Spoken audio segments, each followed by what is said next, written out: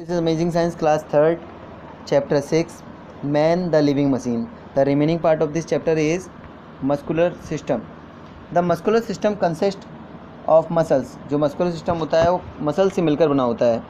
हमारे मसल्स यानी कि जो हमारे अंदर मांस होता है उससे मिलकर बना होता है. The main function of the muscular system is to help in the movement of the body.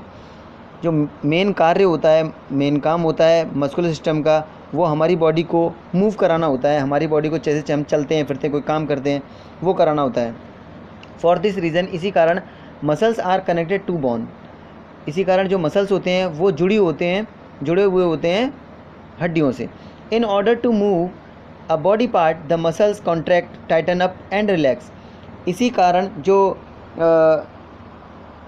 Movement होता है हमारी बॉडी का मसल्स के द्वारा, वो कॉन्ट्रैक्ट हो जाता है, यानी कि क्या होता है, सिकुड़ जाता है, या टाइटन अप यानी कि कस जाता है, एंड रिलैक्स माने ढीला हो जाता है.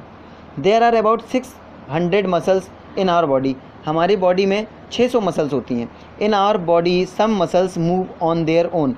कुछ तो हमारे बॉडी के जो मसल्स होती हैं खुद से मूव करती हैं. We have no control over them. जिस पर हमारा कोई कंट्रोल नहीं होता, जिसे हम चाहकर भी रोक नहीं सकते हैं. The movement of other can be controlled by us. कुछ मूवमेंट ऐसे होते हैं जिसे हम खुद से कंट्रोल कर सकते हैं.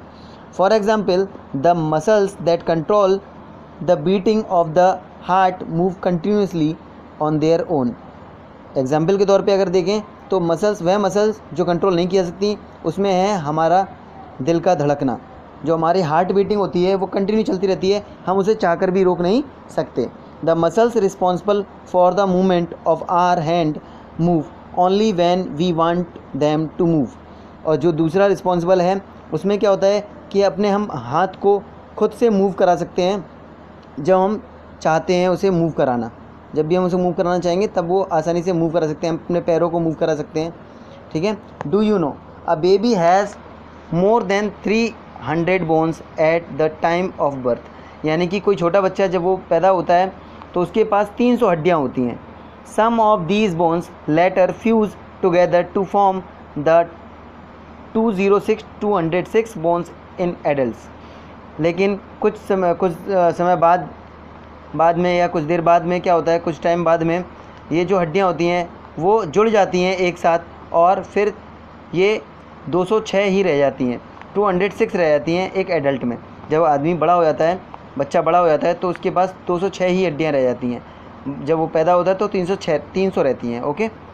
सो today's class finish here. Tomorrow we will discuss about the circulatory system.